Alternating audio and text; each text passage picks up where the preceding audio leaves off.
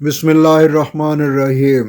France کی ایک factory میں کام کرنے والے پاکستانی کے ساتھ خواتین اور مرد حضرات بھی کام کرتے ہیں۔ فیکٹری میں 50 سال کی ایک خاتون ایک دن اسے کہنے لگی، سنا ہے کہ تم پاکستان کے لوگ عورتوں کے حقوق نہیں دیتے، انہیں گھر میں بند رکھتے ہو اور کام بھی نہیں کرنے دیتے۔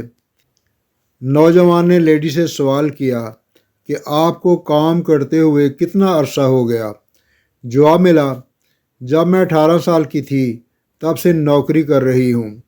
جواب میں پاکستانی ماں کے بیٹے نے کہا کہ آپ گھر کا کام بھی کرتی ہیں، جاب بھی کرتی ہیں اور آپ کی عمر بھی کافی ہو گئی، جبکہ ہمارے ہاں غالب اکثریت کے گھرانوں میں جب بیٹی پیدا ہوتی ہے تو بچپن سے لے کر جب تک اس کی شادی ہوتی ہے اس وقت تک اس لڑکی کے والد اور بھائی اپنی اس بیٹی کو اللہ کی رحمت قرار دیتے ہوئے اپنی آنکھوں کا تارا بنا کر رکھتے ہیں، اس کی عزت و عصمت کی پوری طرح حفاظت کرتے ہیں، اس کی ضرورتیں اور فرمائشیں پوری کرتے ہیں، اور جب اس کی شادی کر دیتے ہیں تو وہ اپنے شوہر کی ذمہ داری بن جاتی ہے۔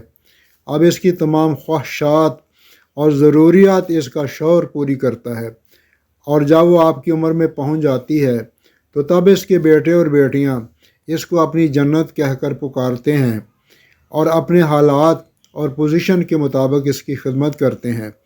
ہمارے ہاں اس عمر میں عورت کو آپ کی طرح کام کرنے کی ضرورت نہیں پڑتی، لہٰذا کیا آپ اسے حقوق دینا کہتے ہیں اور کیا گھر میں بند رکھنا کہتے ہیں؟